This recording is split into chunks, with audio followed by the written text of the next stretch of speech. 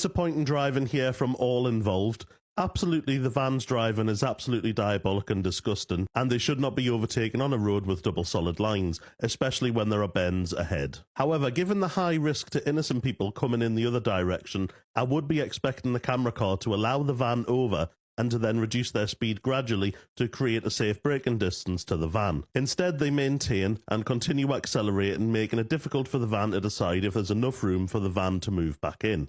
Why you'd put yourself and others at risk in this situation is beyond me. We all know that the worst outcome in this situation is if the van is left hanging in the opposing carriageway and a car comes in the opposite direction around the bend at speed. You're putting the lives of others at risk just to spite somebody else. As an example, in this video from 2021, where an innocent person was killed because of somebody attempting a poor overtake on the brow of a hill. Now imagine if there was an innocent person involved in this clip from the start of this video. How would leaving the VW transporter hanging out in the opposing carriageway just to teach them a lesson be justified if someone ended up losing their lives because of such a situation? What a monumentally stupid comment to put, and an absolutely ridiculous comparison to make for this scenario. But as you like a made-up scenario, let's do one that really hits home the potential consequences of the actions if you were driving the camera vehicle. So you are now the driver of the camera vehicle. The van, as you want them to do, isn't slowing down, backing off and going in behind you.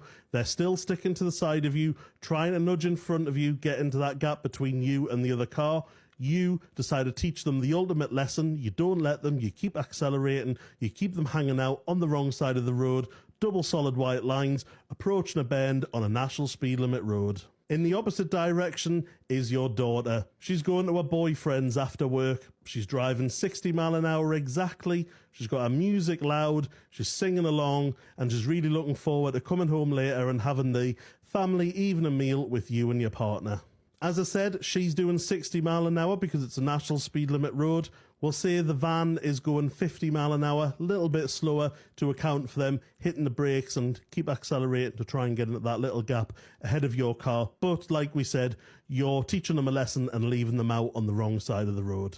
So 60 miles an hour and 50 miles an hour gives you a closing speed of 110 miles an hour, which is the closing speed of the impact between your daughter's car and the van driver's car. But we'll say that your daughter's lucky. She didn't die in the collision, but given the high closing speed of the severity of the impact, she is a quadriplegic. We'll give you the ultimate revenge because the van driver had awful driving. We're going to say that they deceased and they died at the scene. Now, you're a good person. You see this incident in your mirrors and you instantly pull over. You want to render aid, you want to give help to the people involved because you're a decent person. But as you're approaching the scene, you see that it's your daughter's car that's involved. Naturally, you break down. And they have to call you an ambulance as well as an ambulance for your daughter so they can get you both to hospital and get you checked out. The police drive your car to a safe place just off the road. They notice your dash cam and they grab it and they take that for evidence. So, as we said, your daughter's lucky. She's a quadriplegic. She starts to, come round, get better. You and your wife are going to look after her. But now the police have reviewed the dash cam footage and you're arrested because of the manner of your driving.